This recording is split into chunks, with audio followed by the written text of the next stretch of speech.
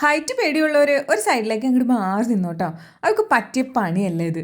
ഇത്രയും ഹൈറ്റിൽ എന്ത് സിമ്പിളായിട്ടാണ് നമുക്ക് തോന്നുന്നത് അവർ അങ്ങോട്ടും ഇങ്ങോട്ടും ഒരടക്കാരത്തിൽ നിന്ന് വേറൊരു അടക്കാരത്തിലോട്ട് എത്ര എത്ര സിമ്പിൾ എത്ര ഫാസ്റ്റായിട്ട് അവർ മൂവ് ചെയ്യണേ.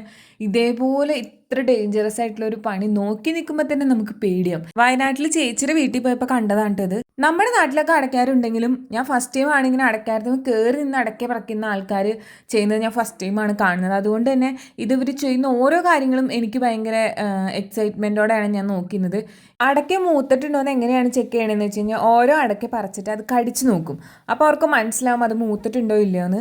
അത് കഴിഞ്ഞിട്ട് മൂത്തതാണെങ്കിൽ അവരത് പറിച്ചാക്കൊല ആ അടക്കാക്കൊല അങ്ങനെ താഴോട്ടിടും. പിന്നെ ഈ അടയ്ക്കാരത്തിന് മുകളിൽ ഇരിക്കുമ്പോഴുള്ള അവരുടെ ഏറ്റവും വലിയ വെല്ലുവിളിയാണ് ഉറുമ്പ് ഇങ്ങനെ പെടച്ച് നമ്മുടെ ദേഹത്തോട്ട് കയറി വരുമ്പോൾ അത് ഭയങ്കര ബുദ്ധിമുട്ടാണ്. അവരവിടെ നിന്ന് തട്ടിക്കളയുന്നൊക്കെ കാണുന്നുണ്ടായിരുന്നു. അപ്പോൾ അടയ്ക്ക പറിക്കുന്നത് ഇതുവരെ കണ്ടിട്ടില്ലാത്തവർ കണ്ടോളൂ. ഇങ്ങനെയാണ് അവർ അടയ്ക്ക പറിച്ച് താഴോട്ടിടുന്നത്.